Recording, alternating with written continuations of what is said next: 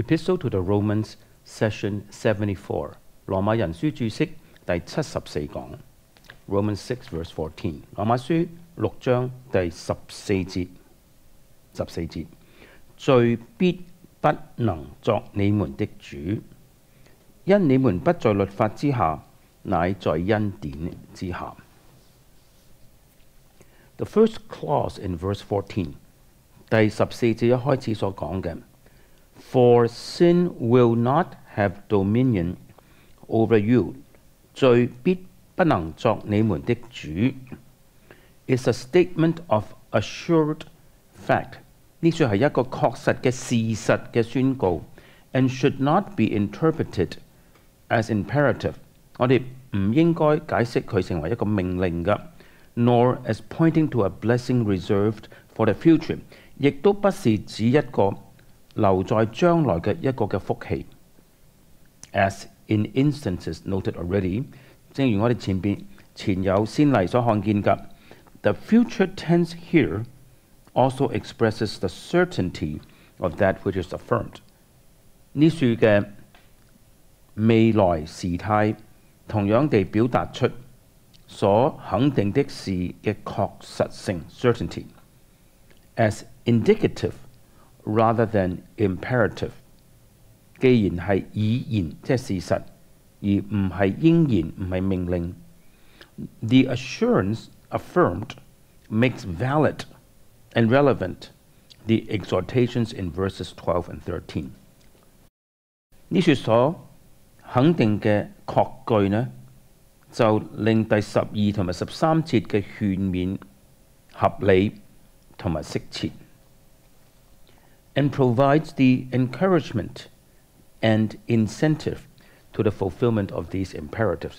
同時為着我哋要去遵行呢啲命令呢，提供鼓勵同埋動力嘅 Obedience to the latter is supported by the assurance. 我哋順服呢啲嘅命令有着確據支撐着，呢個確據就係話呢 that God's grace ensures the realization of what is contemplated in the exhortations. 上帝嘅恩典就保證勸勉裏邊所提到嘅事必然實現嘅。The second clause in verse 14. 第14節嘅第二部分 For ye are not under law, but under grace. 因你們不在律法之下，乃在恩典之下 gives the reason why sin will not exercise the dominion. 提出一個原因，罪為什麼必不作主，必不行使佢嘅主權嘅 Law in this case 喺呢處律法 must be understood in the general sense of law as law. 必須用一個一般性嘅意義去理解律法身為律法嘅意思。That it is not to be understood in a sense of the Mosaic law as an economy. 我哋不可以將它理解為摩西律法，即係作為一個制度嘅摩西嘅律法。Appears plainly from the fact that 從一件事就好明顯看出嘅 that many who were under the Mosaic economy were the recipients of grace. 很多在摩西律法制度之下的人，的確係恩典嘅受惠者 ，and in that regard were under grace. 從呢個角度嚟講呢，佢哋是在恩典之下嘅。And also from the fact that 另外一件事實就係話呢 relief from the Mosaic law as an economy. 若從摩西律法呢個制度之下釋放出嚟呢，即係不服在摩西律法之下呢 does not of itself place persons in the category of being under grace. 並不令一個人因此而在恩典之下嘅。Law must be understood therefore in much more general terms of law as commandment. 因此我哋必須理解律法呢係一個更一般性嘅意思，律法作為誡命嘅意思。In order to understand the force of the clause in question, 我哋若要了解呢一個短句嘅意思呢，It is necessary to state what law can do and what it cannot do. 我哋必須說出律法能作什麼和律法不能作什麼 ，and it is in the light of what it cannot do that the meaning of under grace will become apparent。當我哋理解到律法不能作什麼的時候，在恩典之下嘅意義就會明顯啦。我哋先嚟睇律法能作什麼。Number one， 第一 ，law commands and demands， 律法發出命令，發出要求。Number two， 第二 ，law pronounces approval and blessings upon conformity to its demands。當人遵行律法嘅要求嘅時候，律法宣告讚揚同埋福氣嘅。參考羅馬書第7章第10節，加拉太書3章12節嘅。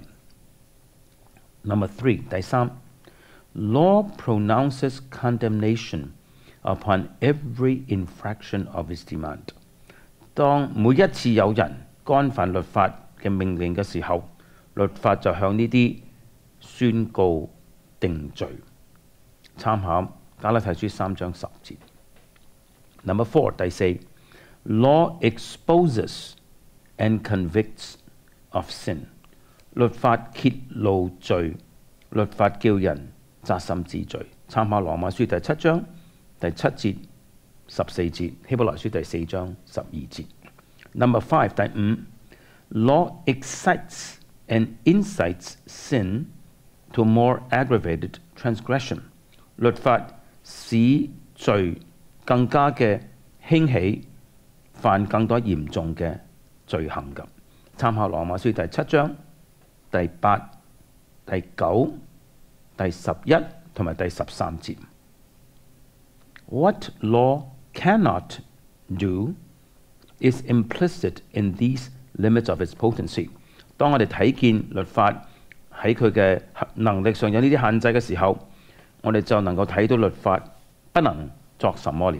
Number one， 第一 ，law can do nothing to justify the person who has violated it。對那些犯律法的人，律法不能作什麼使他稱義的。Number two， 第二 ，law can do nothing to relieve the bondage of sin。律法不能作什麼使人脫離罪嘅捆綁。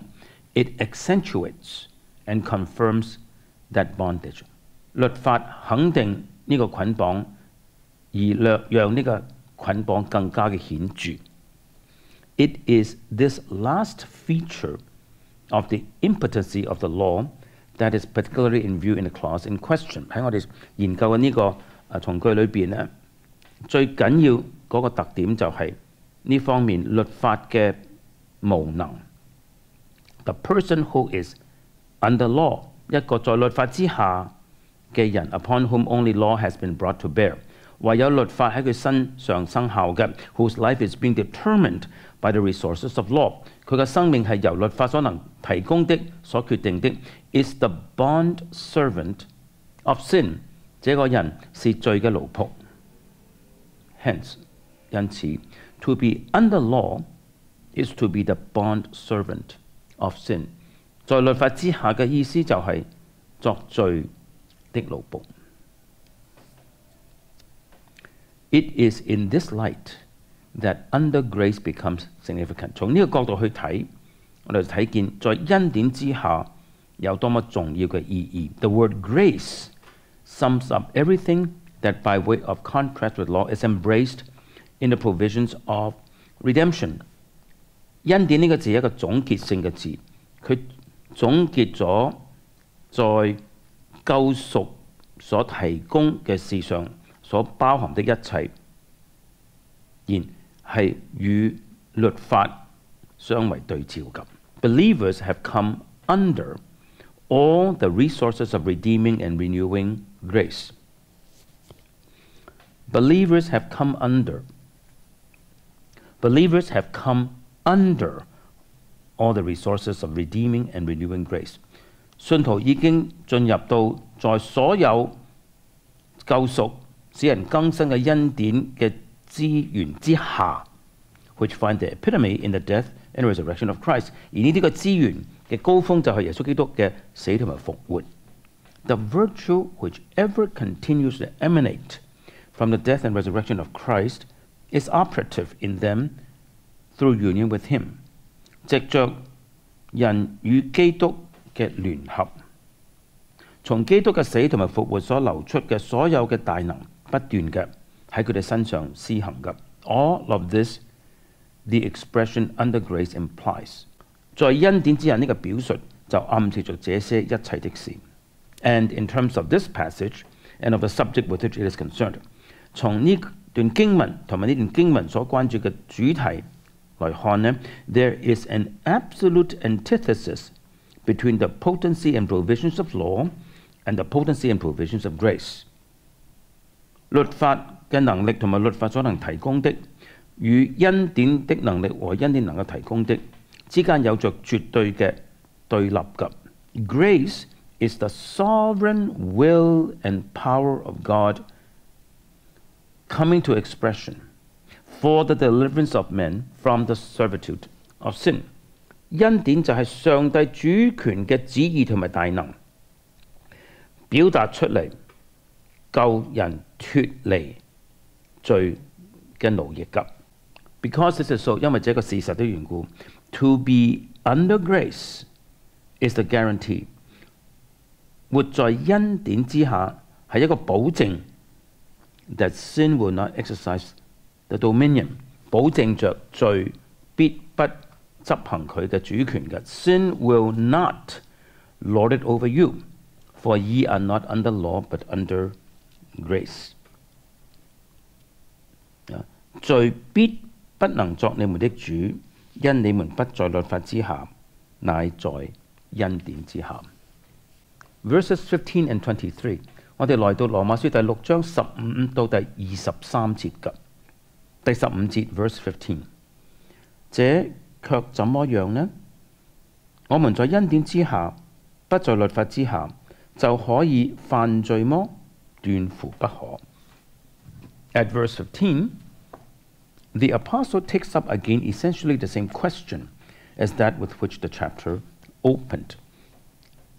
使徒保羅在第15節呢，再一次提起第6章開始嘅時候，佢所處理嘅問題㗎。The question, however, assumes a new form， 但係在這裏嘅問題嘅形式係新嘅 ，because the precise consideration which provokes the question is different， 因為刺激呢個問題產生嗰個嘅考慮呢，係在這裏是不同的。At verse 1喺第1節 ，the question is oriented to the consideration that 第1節提出嘅問題呢，係考慮到 where sin abounded, grace did much more abound。罪在哪裏增多，恩典就越發增多。And to the fallacy of inferring from this fact that we may continue in sin so that grace may abound all the more。然後呢，有人作出一個錯誤嘅推論，就係話我哋繼續犯罪，好叫恩典增多。And verse 15， 但是在第15節呢 ，the question is oriented to the consideration that we are not under law。問題係考慮到我們不在律法之下 ，and to the fallacy of the inference， 然後有人作出錯誤嘅推論，就係呢 that we may for that reason transgress the law。我們為咗這個原因呢，就可以犯律法。That the law ceases to have relevance to us。另外一個推論就係律法對我們不再適切了 ，and that therefore we may sin， 因此我哋可以犯罪。What then? Are we to sin because we're not under law but under grace？ 這怎麼樣呢？我們在恩典之下，不在律法之下，就可以犯罪嗎？ The answer is the usual formula of emphatic denial。保羅嘅回答係典型嘅講法，係好強調咗嘅答案係否 ，which again is properly rendered by God forbid。呢個答法呢，正確嘅翻譯係上帝禁止，中文翻譯成斷乎不可。This indicates that 呢個就指出呢 ，not being under law in the sense of the preceding verse， 不在律法之下，不在律法之下要用第14節嘅意義來解釋。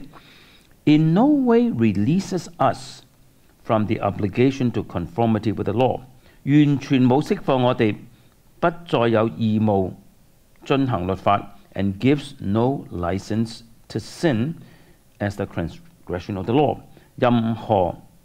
沒有俾我哋任何嘅自由去放縱犯罪、干犯律法嘅。In one sense, the believer is not under law。從一個意義上來說，信徒不在律法之下。In another sense, he is. Refer to 1 Corinthians 9, verse 21。但係從另外一個意義上來看呢，信徒係在律法之下嘅。參考哥林多前書9章21節。其實我在上帝面前不是沒有律法，在基督面前正在律法之下。In the verses which follow, verse 15，喺15節之後嗰幾節經文 ，Paul proceeds to show how intolerable is the inference。保羅就進一步指出人所作嘅推論係多麼的不能容忍的。呢個推論就係話呢 ，that we may sin because we are not under law but under grace。我哋可以犯罪，因為我們不在律法之下，乃在恩典之下。Verse 16，羅馬書6章16節，豈不曉得你們獻上自己作奴僕，順從誰就作誰的奴僕麼？或作罪的奴僕以至於死，或作順命的奴僕以致成義。Verse 16. Here we have the same appeal to what his readers know, or at least should know, as we found at verse 3. 16節好似第3節一樣呢，使徒保羅係訴諸於他的讀者們所知道的，或者至少應該知道的。The principle established by the question is 呢個問題所設立嘅原則就係話呢 ，We are the bond slaves of that to which we present ourselves for obedience。我哋已經係奴僕啦，我哋已經獻上自己為着順服。咁呢個順服以至於什麼呢？我哋就是那個事情的奴僕。It is that expressed by the Lord Himself。呢個就主耶穌佢自己所表達過嘅事。John chapter 8 verse 34。約翰福音第8章第34節。Everyone that committeth sin is the bond servant of sin。所有犯罪的都是罪的奴僕。Luke 16:13。另外路加福音第16章第13節。No servant can serve two masters, for either he will hate the one and love the other, or else he will hold to the one and despise the other. Ye cannot serve God and mammon。路加福音16章13節，一個僕人不能侍奉兩個主，不是惡這個愛那個，就是重這個輕那個。你們不能又侍奉上帝，又侍奉馬門。In like manner，同樣地 ，the apostle shows in this verse， 在呢一節羅馬書6章16節，使徒保羅指出 that there are only two alignments in the ethical religious realm， 在宗教同埋道德嘅範圍裏邊，只有兩種嘅結盟㗎 ，and that the criterion of alignment is that to which we render obedience。我哋信服係因為我哋與什麼結盟呢？個準則係乜嘢呢 ？Whether it be sin unto death， 係犯罪以至於死呢 ？Or obedience unto righteousness， 乃是信服或者順命以至於成義呢 ？What is meant by death in this instance is difficult to determine。呢處所講嘅死是什麼呢？唔容易決定㗎。Most probably it is used inclusively。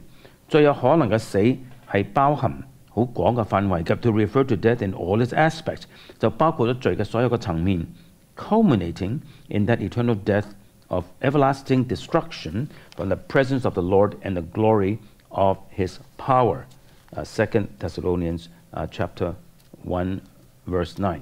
而呢一個嘅死嘅高峰嘅結局呢，就係一個永恆嘅死。帖撒羅尼迦後書第1章第9節咁樣講，他們要受刑罰，就是永遠沉淪，離開主的面和他權能的榮光。Sin is deathly, and death in every respect follows in its wake。罪係有死嘅性質㗎。從每一個角度去睇，死都係跟着罪而來㗎。Similarly， 同樣地 ，the righteousness which obedience promotes， 信服所帶來嘅義呢 ，should also be interpreted inclusively， 亦都應該從一個好廣泛嘅意義去理解。To refer to righteousness in all its aspects 係指義嘅所有嘅層面 ，culminating indeed in the consummated righteousness of the new heavens and the new earth。當然，佢最後嗰個結局同埋高峰呢，就係在新天新地嗰處最後嘅義嘅境界。The emphasis upon obedience shows， 使徒保羅呢度強調義，就説明啦 ，that obedience to God is the criterion of our devotion to Him。我哋向上帝專心嘅奉獻嘅準則就係信服他 ，and that the principle of righteousness is to present ourselves to God as servants unto obedience。而義嗰個原則就係要將自己奉獻俾神，作為奴僕去信服佢。Verse 17， 羅馬書第6章第17節，第17節，感謝上帝，因為你們從前雖然作罪的奴僕，現今卻從心裏信服了所傳給你們道理的模範。In the thanksgiving that the believers at Rome were servants of sin， 使徒保羅呢度感恩，佢話羅馬信徒們呢，以前係罪嘅奴僕嚟㗎。The emphasis rests upon the past tense， 所強調的是過去時態。And in order to express the thought in English， 假如我哋用英文去表達同一個思想嘅話呢 ，we have to use some such conjunction as whereas or although。我哋用一個連結詞，譬如話although 雖然 ，whereas 既然 ，whereas ye were servants of sin， 你們既然以前是罪的奴僕。The emphasis rests upon the change that took place when they came to obey the form of teaching under which they were delivered。所強調嘅係一個生命上嘅改變，就當佢哋嚟到信服嗰個嘅道理嘅模範嘅時候呢，佢哋嗰個生命上嘅改變，佢哋係被交託俾呢個道理嘅模範㗎。There are 3 questions to be considered in connection with the latter part of this text。呢一節嘅下半有3個問題我哋要處理嘅。Number 1， 第一個問題 ，What is the form of teaching？ 呢書所講嘅道理的模範是什麼呢？ There can be no reasonable question, but it means the pattern or standard of teaching。冇咩疑問，佢係指某一種嘅教導教訓嘅模樣或者係標準㗎。And there is no warrant for supposing that it was a specifically Pauline pattern as distinguished from other forms of apostolic teaching。我哋冇理由認為呢個係一個保羅獨特嘅模樣，有別於其他使徒嘅其他種類嘅教訓㗎。It is the form of sound words。呢個就係純正的道理嘅模樣㗎。我哋要睇一系列嘅經文。2 Timothy 1:13， 提摩太後書第1章第13節，你從我聽見的那純正話語的規模，純正話語的規模。Refer to 1 Timothy 1:10， 參考提摩太前書第1章第10節。的正道的事，正道真道的事正道的事。2 Timothy 4:3， 提摩太後書第4章第3節。時候要到，人必厭煩純正的道理，純正的道理。Titus 1:9， 提多書第1章第9節，堅守所教真實的道理，真實的道理。第2章第1節 Titus 2:1，你所講的總要合乎那純正的道理，純正的道理。And in this instance， 在這裏羅馬書6章17節呢 ，there is stress upon the ethical implications of gospel teaching。保羅所強調嘅係福音嘅教訓嘅倫理含義。Number 2， 第2方面 ，this pattern of gospel teaching is represented as that to which obedience was rendered。呢個道理嘅模範呢，保羅話呢，我哋嘅順服呢係向着呢一個道理嘅模範㗎。And the change from the service of sin is registered in and characterized by obedience to a well-defined and articulated doctrinal pattern。而從作為罪嘅奴僕改變過嚟呢，係點樣表明佢嘅特徵係咩呢？就係順服一個好清楚有定義、好清楚説出嘅一個教義嘅模樣。The supposition that Christianity has no fixed pattern of teaching, regulative of thought and practice, is entirely alien to the Apostles' concept of Christian ethic。